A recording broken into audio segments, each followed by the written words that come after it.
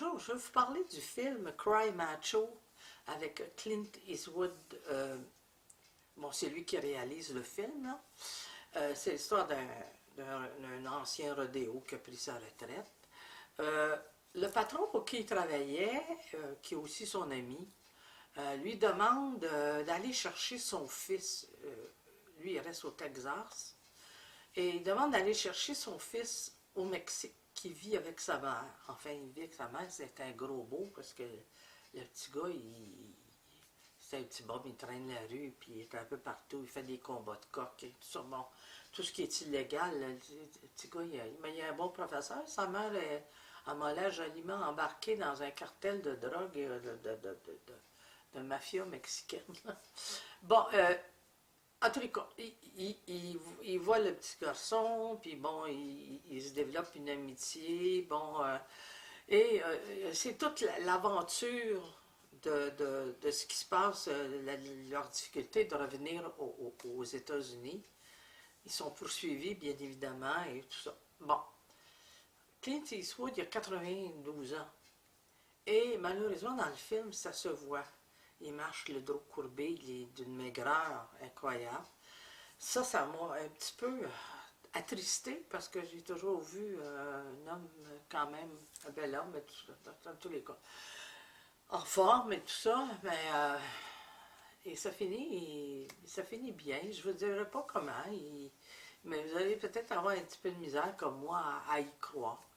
Ben écoutez, si vous aimez Clint Eastwood, allez voir ça. C'est un film spécial, mais je pense, moi, que ça va être son dernier film. J'ai l'impression que ça va être son dernier film. Je ne sais pas.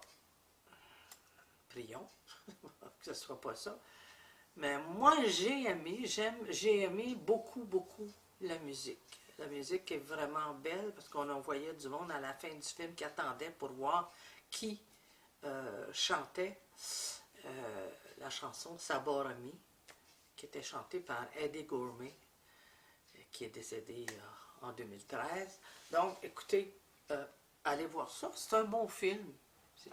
C'est bien fait, puis c'est un petit peu palpitant, c'est intéressant. Bon, allez, à bon cinéma. À l'époque où on avait des gagnants, j'avais peur que tu me lâches pour la concurrence. T'as gagné 5 fois le prix du All-American. Mais c'était il y a longtemps, hein. C'était avant l'accident. Avant l'alcool.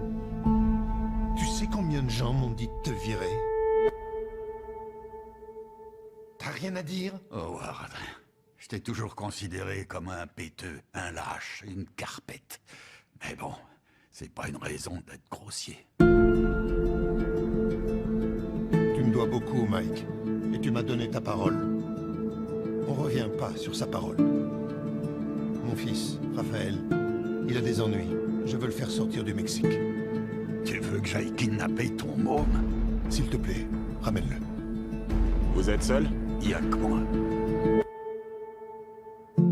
Allez, Raffo, tu peux sortir maintenant. Je suis un ami de la famille. Touche-moi, j'étais démoli, grand-père. Nom de Dieu. Allez, monte. On ira quand je te le dirai, ok? Écoute, le seul endroit où tu vas aller, c'est à l'hôpital.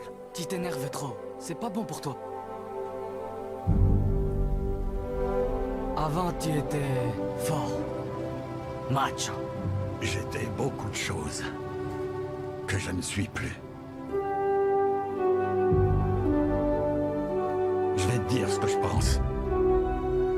Vouloir être un macho, ça mène pas bien loin. Les gens jouent les machos, les gros durs, pour montrer qu'ils ont du cran. C'est tout ce qui leur reste, finalement.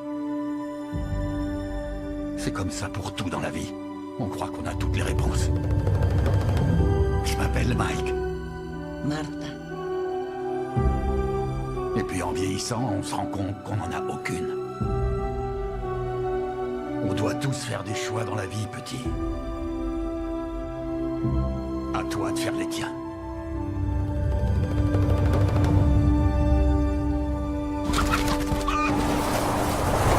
Il s'appelle Macho. Il est comme moi. C'est un coq très fort. Si tu le dis. Ben quoi, qu'est-ce qu'il y a? Rien? T'as envie d'appeler ton coq macho? Ça me dérange pas.